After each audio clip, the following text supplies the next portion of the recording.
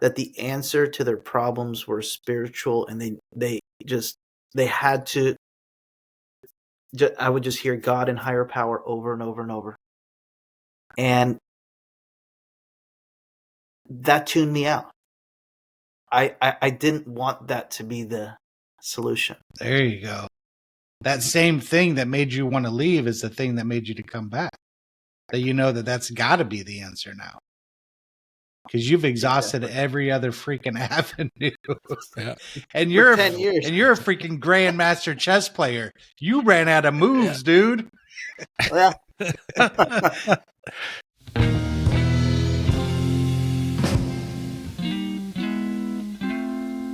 welcome, my brothers and sisters, to the Two Old Goats.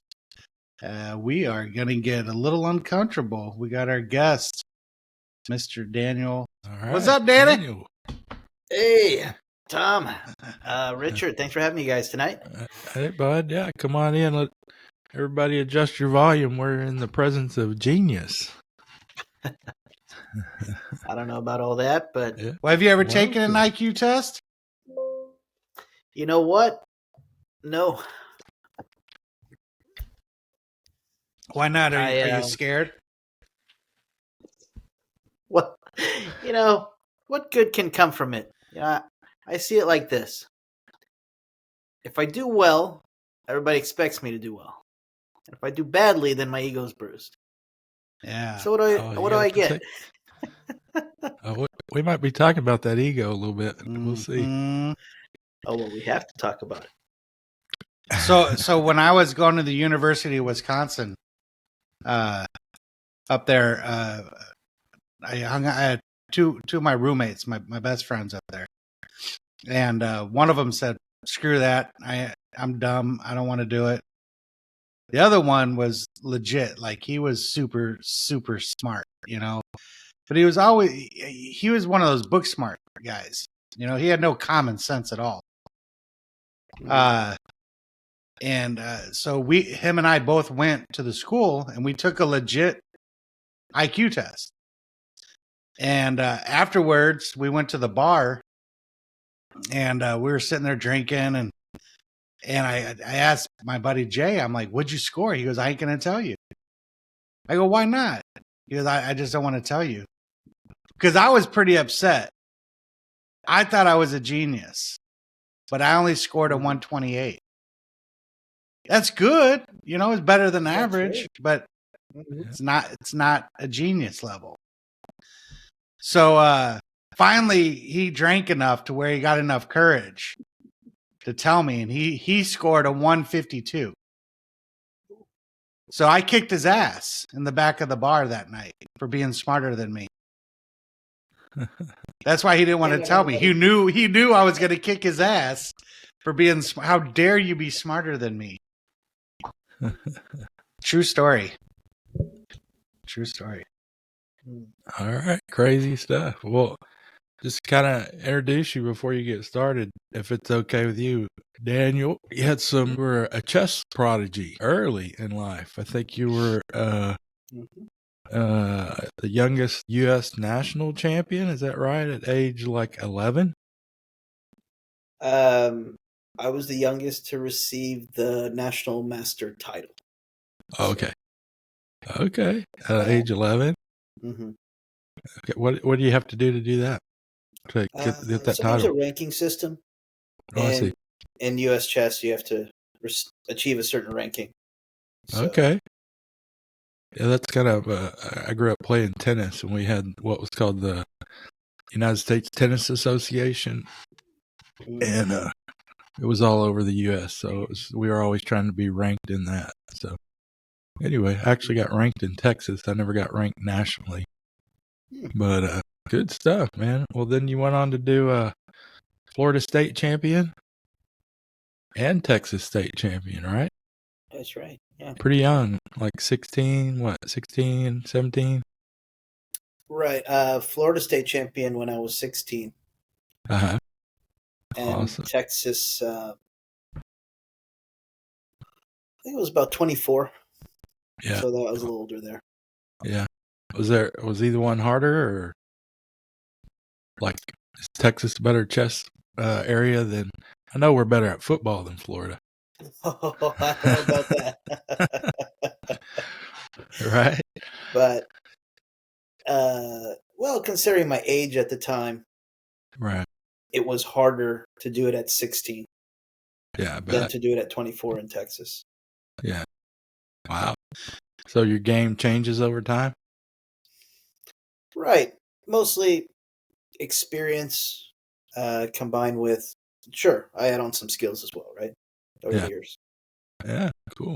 Now, those state championships, are they, split up in age groups, or is it just a all for one? Let's see who's the best in the whole state. All for one.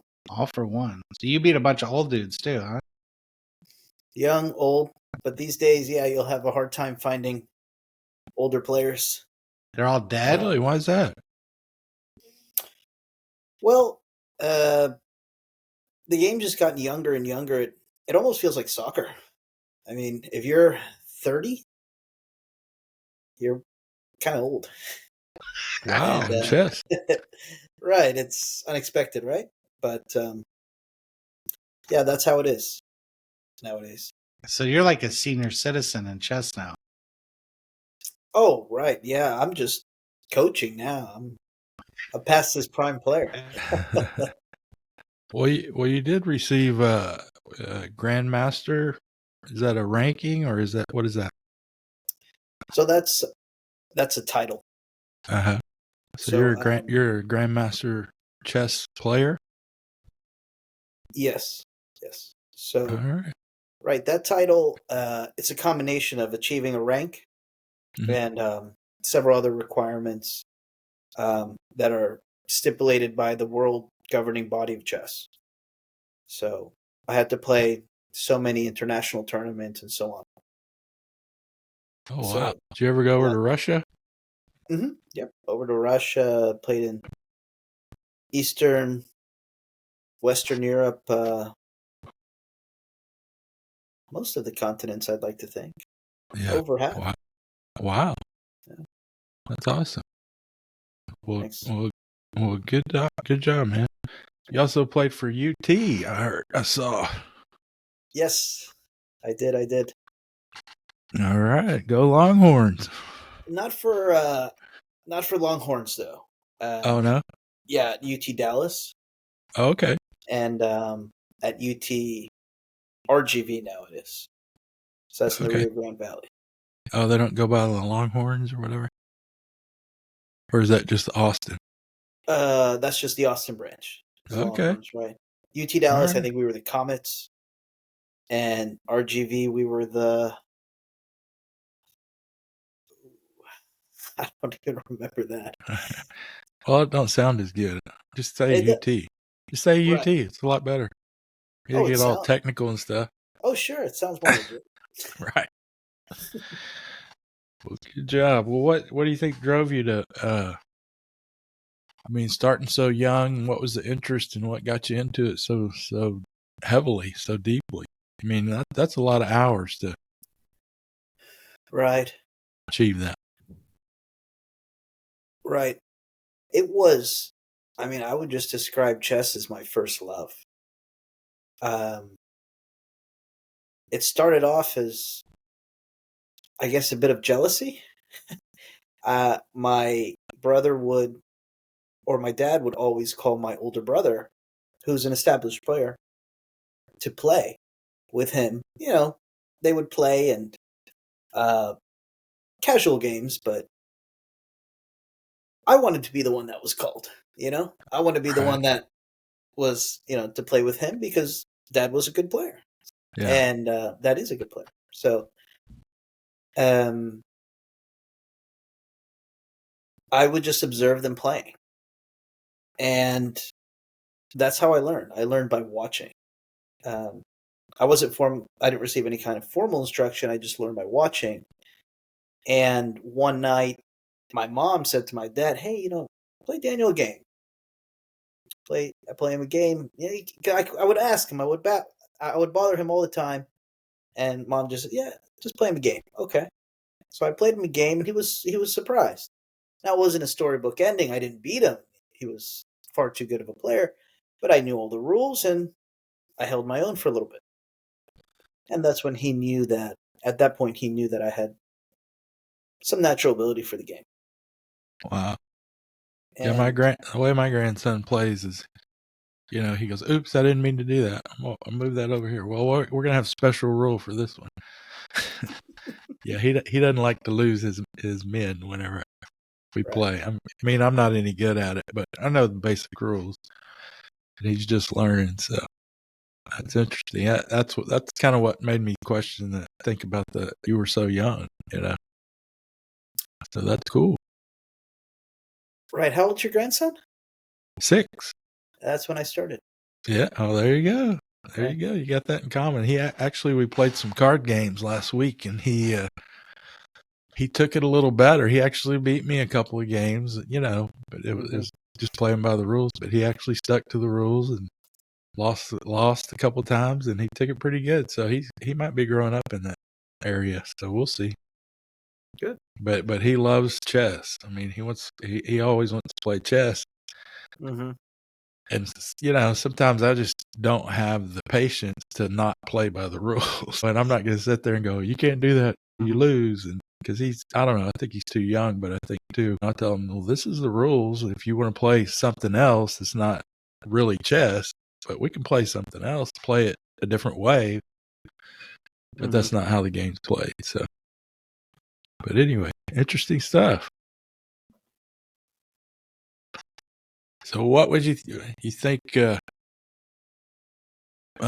drive for that had anything to do with you getting you to introduce to Tom and me? Pardon, I didn't really understand the question. My drive for Your drive for chess and success and kind of that kind of thing. Eventually, you showed up on our doorstep over there at the meeting, and what kind of how'd you get there? How'd you get from 11-year-old Florida State champ to meeting guys reaching like Tom's us? doorstep? Yeah, right. Kind of a jump. That was a long journey. So, right, it started when I was 18. I had some beers, and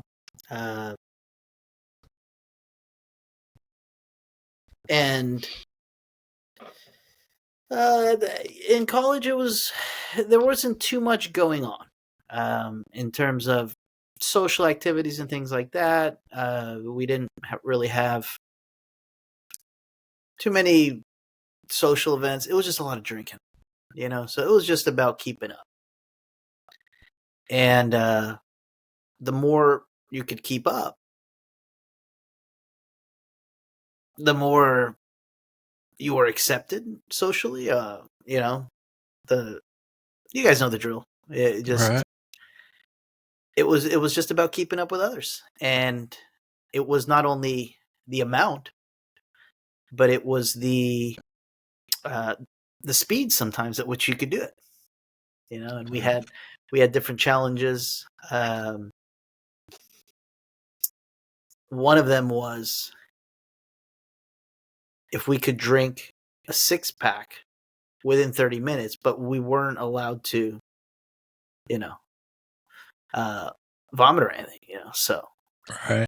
And, but anyway, different silly things. And so what started off as. So did you win? Because Tom won his. Tom's got trophies. I do have trophies. He really does. He's got trophies. So I was more of a speed over quantity, I would say. Yeah, I was quite good at chugging. Of course, we're talking beer only. Of course. Chugging.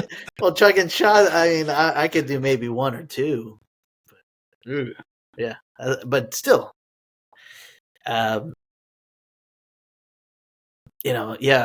didn't mean I wasn't an alcoholic. I mean, that was how it all began.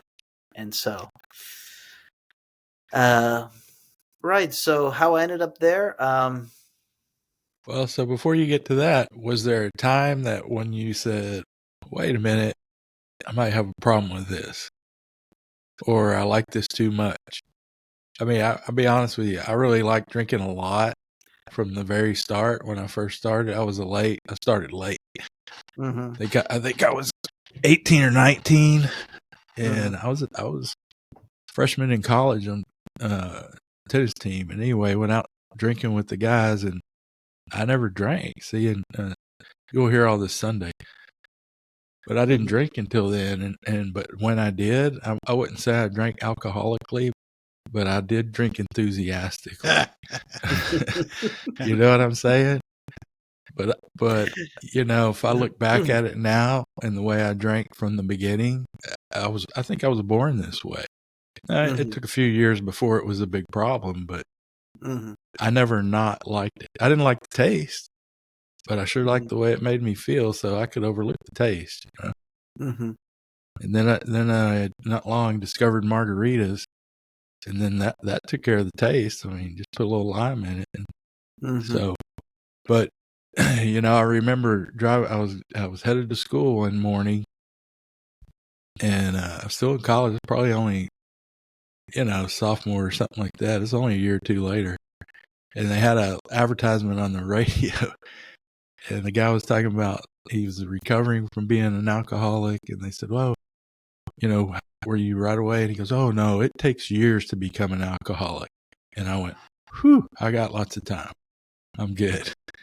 I mean, what's the stupidest thing now that I know about it? That's has nothing to do with it. I was alcoholic. I was probably born this way. So, but there was a time whenever you said, "Whoa, I better slow down or pay attention," or what? Oof. Well, there were several times. Now, there's the times when there wouldn't be any repercussions. So you would kind of, get drunk, do stupid things, and make poor decisions. And okay, the next day you just go about your business. Okay, I was a fool, but no big consequences. And then there were the times that I still think about today, where there were the run-ins with the law and the different problems that resulted from that. So, yeah, to answer your question, there were several times that were really eye-opening, but the ones that still stick with me, I guess, till today, are the run-ins with the law. But I think I can still remember some of the other ones too, when I acted like a fool or did made poor decisions. But Daniel, that's your problem. You're not supposed to run into the law. You're supposed to run away from the law, brother. Go away from them. Yeah. They're not supposed to be part of this. Awesome.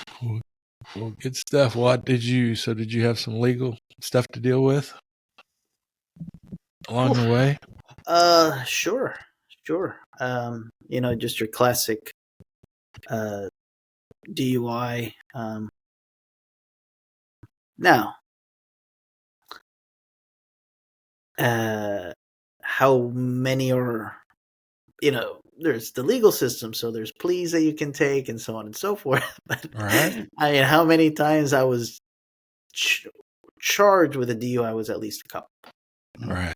And eventually one stuck. And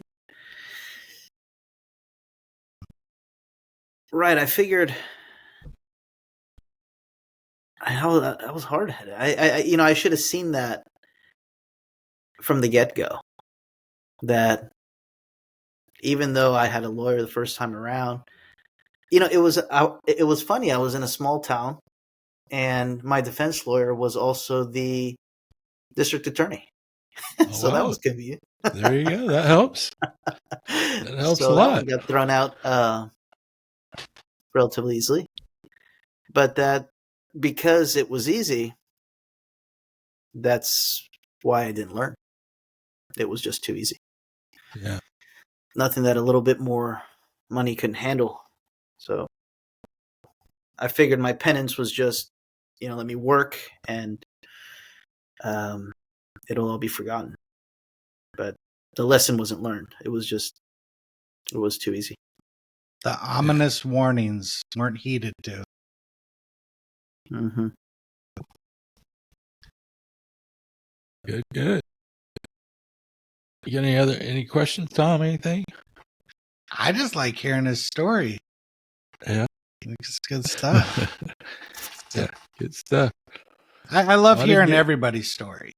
It just, Yeah. it's, I look for the similarities, but it's exciting to hear, especially knowing where they're at today, and to hear how they got there is just filled with miracles and wonder. And, yes, there's tragedy and mishaps and, a lot of craziness, but to see it evolve is beautiful. So I love hearing, where Daniel was at, and how he got where we're sitting today. Yeah.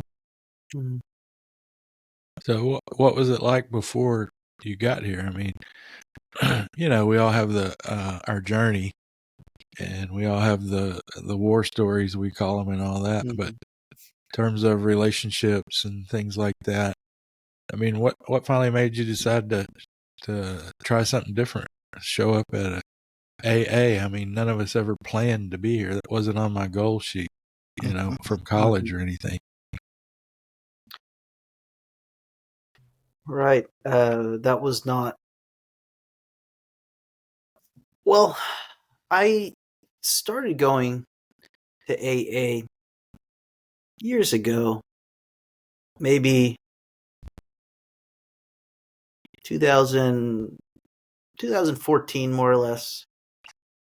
And I went to a couple of meetings, and I just, I'll figure it out.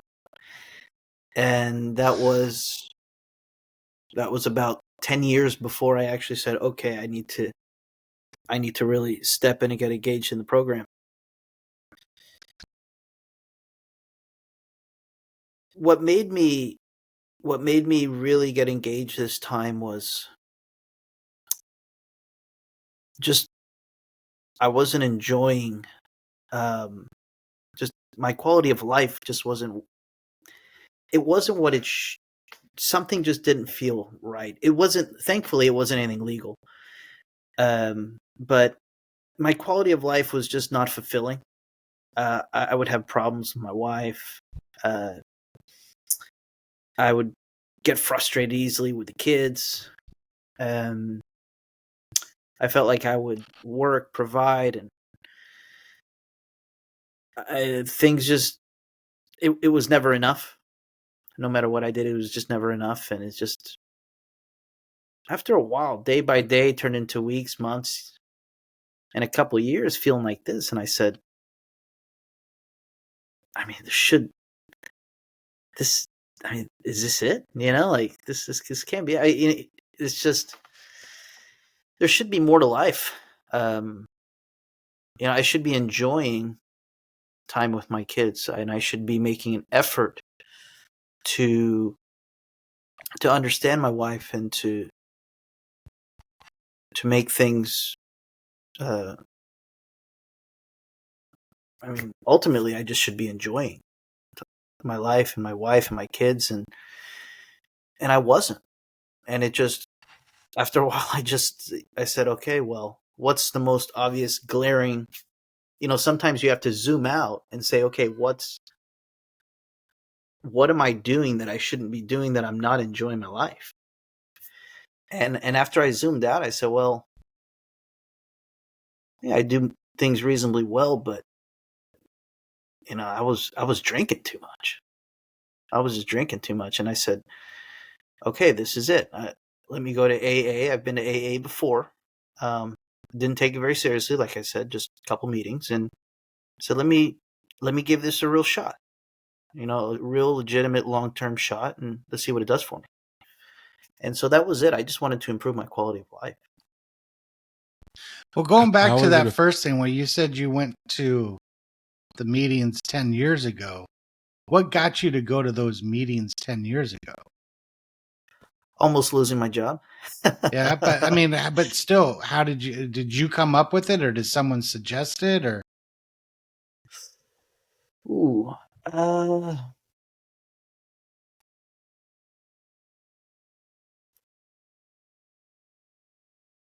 It's a good one. Yeah, I don't think I would have come up with it on my own. It must have been suggested to me. Even in passing, though, right, you don't really. Somebody must have told me, "Hey, you got a problem. Hey, you're an alcoholic," right, and that's kind of that jumps out at you a little bit. right, So I think somebody just may have recommended it to me in passing. right. Um, I could probably narrow it down to a couple of people, Okay. Well, maybe a few people. do you remember in those first meetings, did you hear something that scared you or put it in fear or something to make you want to leave? Because like you said, you had, when you came back and you wanted to do it, I mean, you hear things and you know that there's some truth to it. You know that it's working for people. What back then Mm. got you convinced that I don't need this right now? Well, I don't remember exactly, of course, people's shares and Yeah. everything like No, that. I'm not talking. I'm talking about a feeling, that or a thought Right. that passed through your mind. Like I'll give you a for instance. When I went to my Okay. first meeting, right? At first, I started hearing people talk, and I was like, oh, yeah, they drank like me, and or that guy's really. At least I'm not that bad, and then it got into the thinking, right? But that guy thinks like I drink, and that guy thinks like me. And then it got into the feelings, and now I got scared and I wanted to run. I wanted to get the hell out of there because there was something very scary about this that they know how I feel. So I wanted to get out of there as quickly as possible. Luckily, my sponsor jumped over the tables and tackled me and grabbed me and held me down and said, "You're going to get sober," because that's the only way I was able to do it. Mm-hmm. So I'm picking this up from you. I'm wanting to drill a little bit deeper on, going into your first meetings, what got you to leave where you didn't want to come back. But then there had to have been something in those meetings that just kept trickling on you. 10 years later, you're like, oh shit, I know that's the solution. So what was that got you to come back? Now that you touch on it, it just clears. Now I remember it very clearly. Okay, good. Now give it to me. So it was, make a long story short, I was in a room full of people. I was in a room full with people who kept telling each other over and over that the answer to their problems were spiritual, and they had to. I would just hear God and higher power over and over and over, and that tuned me out. I didn't want that to be the solution. There you go. That I remember that. Okay. Mm-hmm. That's what we needed. We needed to hear that. That's good stuff. Yeah, that's how we all get here. We don't want this to be the solution. Yeah, absolutely.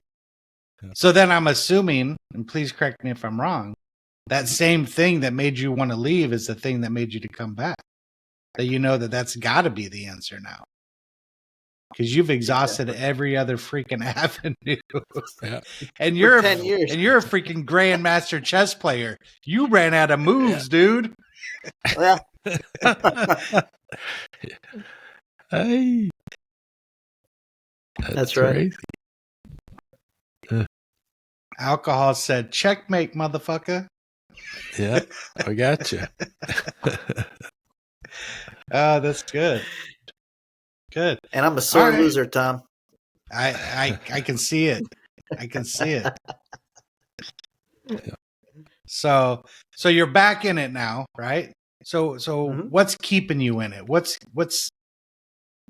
you fled the first time, but now you're in it. You said that Mhm. you had some, the quality of life, So now that you're here, what's keeping you here and what's changing about your quality of life that's keeping you here? Well, things aren't perfect, but What? and They're mute shock. not. Anything life's It still should be. not perfect. You come to AA and everything is perfect. Right. But what's keeping me in it is that I this may sound a bit selfish, but I feel much better about myself. I feel much better about the choices I'm making, my interaction, particularly with my children. Um, Things have improved with my wife. That's a work in progress. Will be for some time, but there's progress there. And and it's not just how I feel about myself, but I've noticed that my children also, as a result of my being in this program the second time around, they they seem to almost copy my reactions to things. If I overreact, back when I was drinking, if I would overreact, they would overreact. Now, if I'm like, okay, no big deal, they're like, yeah, no big deal. I There mean, you not go. always. They're still kids. They're 10. They're still dealing with emotions and things and controlling their emotions, but um, they're a lot better about controlling their emotions. And I can't help but think that maybe it's because I'm getting a little better there too. Uh, So, yeah, I know kids, they don't really listen to what you say. They look at what you do, There you go. Yeah. and it's gotten a lot better Yeah. with them. Yeah. Well, your wife's going to be the same way. She's not really listening to what you say as much, but she's Mm-hmm. watching to see what you do for sure. Oh, Yeah. absolutely. I mean, we have I don't know about you, but I do know about you a little bit, but I know for me, I can't count the number of times that I was a good boy for a while, and then the next thing you know, I just pull the rug out from under them. The whole Mhm. family just show up or don't show up. But the problem was I was drunk and I couldn't show up. I couldn't be present. But Mhm. those times that were, I mean, for me early on, there was times where it was months at a time, and that I could go without drinking. I mean, not towards the end. Towards the end, if the thought crossed my mind, it was on like Donkey Kong, and I didn't know when it was going to stop. But Mhm. which the thought crossed my mind every day. So that was the only thought that crossed my mind. But I pulled the rug out from under them enough that when I did get sober, they were watching for a long time, and they were ready. They were ready for me to just go blow it all up, Mhm. and thank God we did. It wasn't up to me. That's the only reason I was doing a lot of other stuff. I was real involved in the program and halfway house. Got to live in a halfway house. Woo. On 59 in Tidwell in northeast Houston. It's not exactly the River Oaks, but that's what I needed. That's what it took for me to get my ego. We've been talking about ego lately, you and I, and Mhm. that's what it took for me to get my ego in check. I didn't get here broke and homeless and all that stuff. I was headed in that direction, and I'm if I drink, I'm sure capable of that. But Mhm. I was fortunate this time I didn't get here like that. So it took more work to get my ego down to the right size, I think. And I think living in a halfway house with 12 hairy-legged dudes, and that's not a vacation for me. So, anyway, yeah, that was I was every morning I was at the Post Oak Club at 7:00 because they had an early meeting. It was just because I wanted to be out of that damn house before all those other guys woke up. I don't want to deal with them, so I'd get up and be gone. But it was good because I was going to a meeting.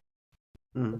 So it's not always about. I mean, it is sometimes about the motives, but sometimes the motive doesn't matter. What matters is what we do. So, well, absolutely, yeah. It's all about the actions. Words just have no. There's nothing behind a word other than your action. That's the truth. Like, I know 6 months into my sobriety, my wife came back about 2 months after. Well, when I was about 3 months sober, my wife came back. Okay, she was willing to give it a shot. She had heard, this whole sober thing. She didn't believe it, right? But she was willing to come back and see what it's about. So she's been back for 3 months. I'm 6 months sober, and she was like, "Holy crap! I thought alcohol was the problem." I go, "What do you mean?" She was like, "You were an asshole drunk, and you're an asshole sober. Drinking was never your problem." I said, "I know." It's dealing with this asshole my whole life. Yeah. Alcohol was my solution to deal with this. But now I have a program to teach me how to get myself in check, that ego, right? How to start learning new tools on how to respond to life. That's the ultimate thing. I don't have to be a thief anymore. I don't have to be violent anymore, even though sometimes I still enjoy it, but I get to respond differently. And that's where the actions come into play. And yes, everybody's watching all the time. Mm-hmm. Strangers, family, neighbors, cousins, employers, little kids. And that trickles down, not just with the immediate. It trickles down into, they go home to their kids, they go home to their wives, they go home to their husbands, and your actions affected them, that affect their kids, that affect their kids' kids. You're changing the world by every step that you take. Good, bad, or indifferent, you're changing the world. Now you get to choose which steps you're going to take now moving forward. That's why there's principles behind every one of those steps. Right? It's important to know those principles. Those are good things. And my sponsor told me early on, get to know those principles, because that's the only way you're supposed to respond to anything in this world. It doesn't matter what they do to you. It's how you respond to it. That's all that matters. So, yeah, that's good. Yeah, my sponsor made me write down the principles in the front of my book and then flip to the back of my book and write down the opposite of each principle. So, like, for honesty, it was dishonesty, hope, no hope, the whole darn thing. So then I'd call him up bitching about something, and he'd say, "Quick, turn to the back of your book. Which one are you doing?" There it is. and he'd go, "Flip to the front. Which one are you supposed to be doing?" Exactly. Of course, I'd hang up on him or tell him to take a flying leap. Actually, a little more colorful than that, but that was back in the day. I hung up on my sponsor quite a few, not a lot, but quite a few times. It's not like today where you just get your phone and hit the button. Back then we had those real phones. I mean, you could wham, hang up, and it made a noise, and it felt good. I knew I was wrong, but it sure felt good for a minute. Mm-hmm. So good. So you notice a difference in you're probably teaching more than you're playing right now. I don't know. I know you do that for a living, but you notice a difference in your game and your all that and your teaching from being sober since you made this big switch? Well, with the teaching, Not as much of a difference. I can probably say maybe I'm more difficult to irritate now.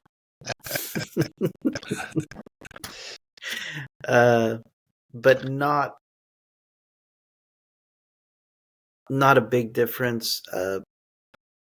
Also, well, not exactly. I think my approach also to teaching is a little bit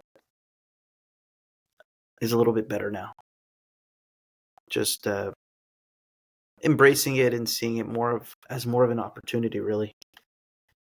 And the game of chess, I mean, it's interesting because it's not just the game of chess. The game of chess, it's amazing the way it reflects life. So when you teach the game, you're teaching them strategies and tactics and how to play better and how to win more games, of course.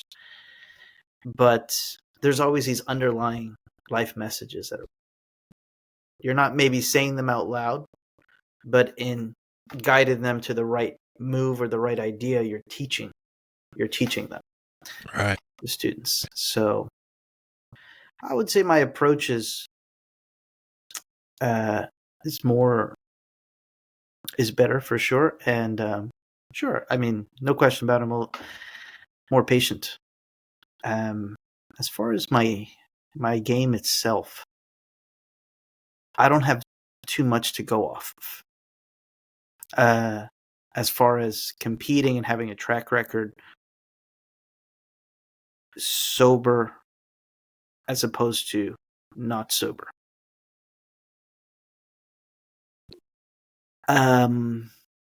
However, I have noticed, and it's amazing you asked me this question tonight, because I have noticed I've just been able to think a lot more clearly lately. There's a clarity in my thoughts, or when I'm calculating moves or whatever it may be. Things are just so much more ideas just come to me more naturally, more logically. My calculation, I don't miss as much. I've been working on my game, and as a result of this, actually, I just signed up for a couple of tournaments. There you Oh, go. wow. That's awesome. So Heck yeah. I'm gonna compete for sure next month. No, in April in Mexico, and there's a tournament in May in Cuba. They invited me. In June in Bahamas. I'll probably end up playing one of those. So Nice. Wow. but definitely the Fantastic. one in Mexico I confirmed yesterday. So Right. we'll see. So are if Sober these Daniel things can- that, do you take your family on these things, or is it just a overnight quick in and out kind of thing? Well, one game can last probably about 3.5, 4 hours. Yeah. And we played 9. And so the usual format is 2 games a day. And then one day is, get in, right, arrive, and then play a game. And then 4 days of 2, 2, 2, 2, and you play 9 games. And then you leave the following morning. Mm. And everybody heads back to work and whatever they need to do. So, Interesting. but these tournaments, I wouldn't say they're family events. Particularly at the highest levels, you need to be in the zone, and you really need to be focused. Yeah. So, Well, maybe you should fly your wife down after the tournament when you go to the Bahamas. now that's something There that you go. yes, right. Yeah. After the tournament. Yeah, no, after the right, tournament. right. The Yeah. timing is everything. Right, Yeah. during the tournament, no. But Well, probably wouldn't be fun for her during the tournament anyway. exactly. So is chess like a lot of other sports? Like I know, when I was very competitive in wrestling, state level wrestling, and Nice. my coach was very adamant, no hanky panky, because it makes your legs weak. Actually, Right. So is that the same thing with chess? No hanky panky when you're playing chess? It makes your what would it be? Your mandibula oblongata weak?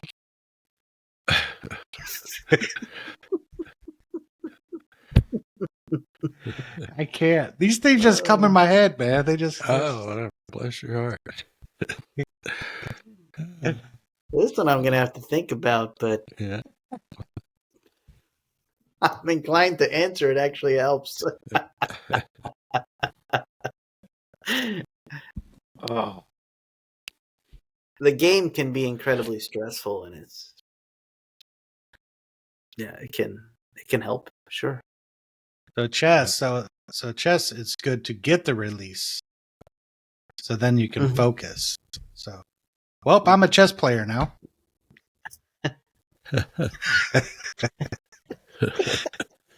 Yeah, less distractions. That's right. I'm going to play a lot of chess.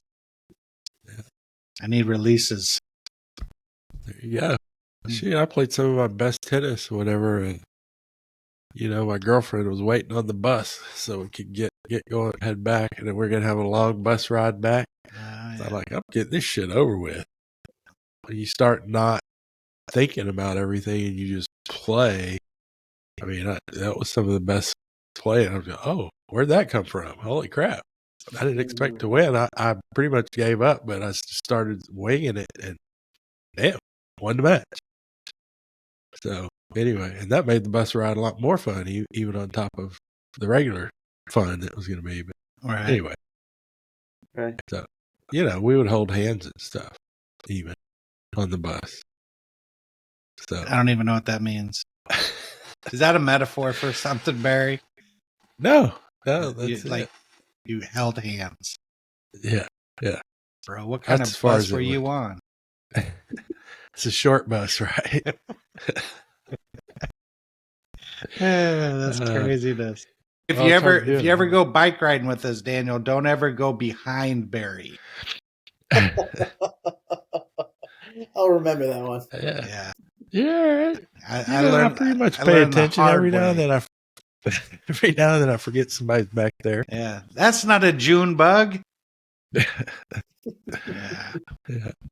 So okay, we're back. I just had my sinuses when the temperature goes up and down. Like today, it got up in the 40s here. Heat wave. Yeah, and then it got cold right away. Right. So that does a number on my sinuses. Anyway, well, let's finish this out, Daniel. I am interested on what is there anything specific that's your favorite part of your new way of living? Something that you would have never thought would have made your life complete the way it is now, or something. I don't know what is it that gets you up every morning just super excited to be where you're at in life.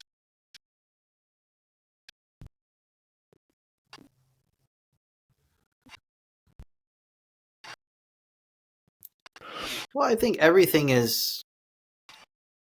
feels just a little bit better in general. Yeah. I wake up, first thing, no headache. Wow. I'm not, my throat's not dry. I don't have a headache. I don't feel lethargic, right? And we call it hungover. right. And I mean, my coffee tastes better.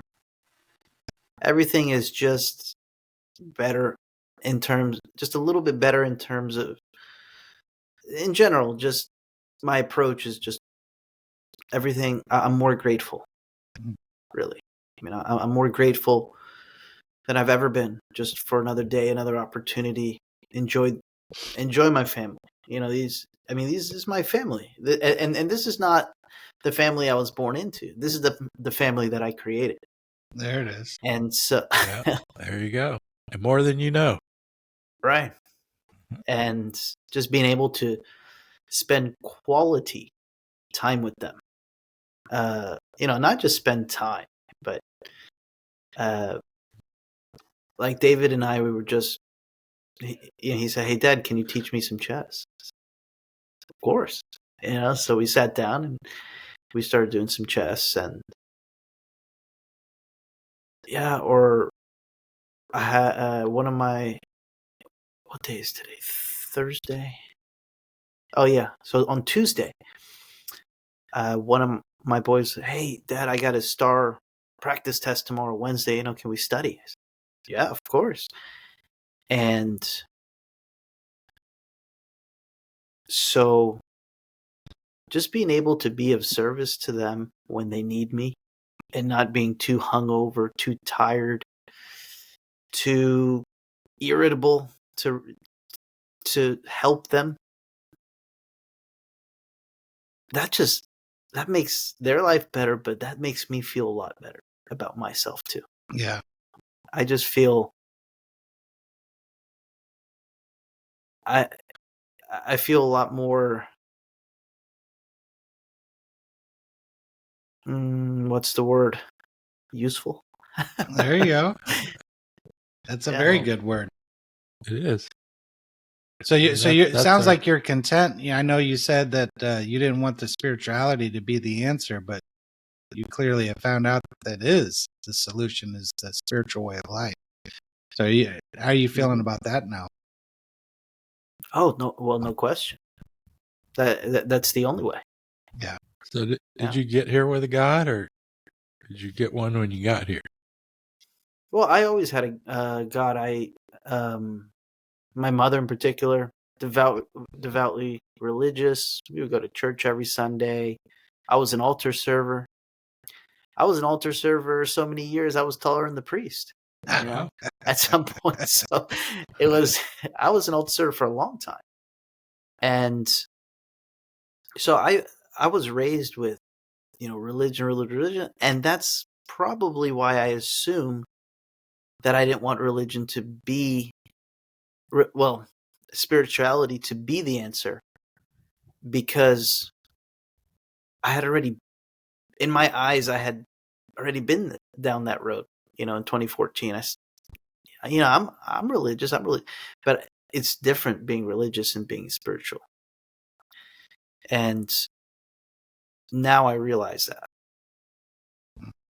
So spirituality and having that higher power, and that's the only way. It's the only way to stay sober, because I can't do it by myself. I hear you, brother. Well, we're glad you're here, and man, we're super excited to just continue to watch you grow and become the human you're supposed to be for your kids, for your wife, for all of us. Thank you, Tom. Yeah. Yeah, that actually what you were talking about, being of service and all that. I mean, that comes straight out of the book. Mhm. Yeah, it tells us our whole purpose is to fit ourselves to be of maximum service to the people around us and the other human being. That's our job. That's what we do. So how can I help? My whole life now is, how can I help? What can I do? Let's not sit back and wait on me or anything like that. So that's what it's all about. Yep, absolutely. It's no whether in the book it says we no longer think about what this world can give to us, but what we can give to the world. And that's to fit ourselves to be of maximum service. There's always opportunities, brother, all around us and everything that you do. So when you go down to those tournaments, man, you're going to be that example. Mm-hmm. We want to see what happens. It turns out it's drinking is pretty popular in the chess world. Yes. So, yeah, I saw that. I was looking around doing a little bit of research, not a whole lot, but a little bit. Mm-hmm. Kind of has a history there. I think you mentioned it to me before, but that's a good. You never know. Like we say, you may be the only copy of the big book those guys see. So, Yeah, wasn't there a chess movie not too long ago? It was a female. It was like the queen or something like that, and she was an a good alcoholic. movie. It was she was into pills. Some Pills, kind of pills, potions, lotions. It's all the same, brother. Mm-hmm. Just some come in solid form. It's all the same, man. Yeah, that was an interesting movie. Did you see it, Daniel? Yeah, I think it was a TV series, right? The Yeah. Queen's Gambit. Yeah, there it Yeah, is. Yeah. Yeah. Yeah. Was That it was good? Was good. it accurate or good, or was it total BS? It was. It was. Yeah.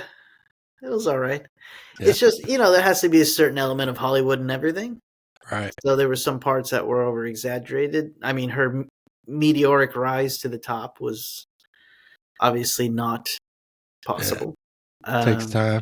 Takes a lot of time and experience and losses Right. and humility and everything. Yeah. What's our thing for time? Our acronym? Oh, this I must earn time. There you go. Yeah. Good stuff. Yeah, but see, the movie only had an hour and a half, Right. so they had to speed things up. Oh, of course, of course. She didn't have time to get her 10,000 hours. That's right. Mm-hmm. Mm-hmm. But they did get a couple of parts right. I would say I think one of her arch rivals was ex-Soviet player, Yep. which is accurate. I mean, those guys to this date are the top of the top. So it would make sense to have to go through one of them. What else? I guess because the setting was in older days, maybe calculate maybe 60s or 70s. Yeah, it was in Does the that sound 60s. about right? Yeah, it was about 60s, Yeah. 70s. Yeah. Right. In that time, a lot of drinking involved, a lot of late nights, believe it or not, in the chess world. Except, of course, for the very, very top players. The Bobby Fishers. No. Right. He was all business all the time. But, at the high level, there was a little debauchery, sure. Love it. I love it. It's everywhere. Mm-hmm. Yeah. It really is. All right, brother. Well, we want you to be able to share something about yourself or just a message out to all those that are still suffering, with their addictions, whatever it is in life. And so if you could share one message to the world, what message would that be? Don't up, Daniel. This is to the world. I know. I know. This is your shot.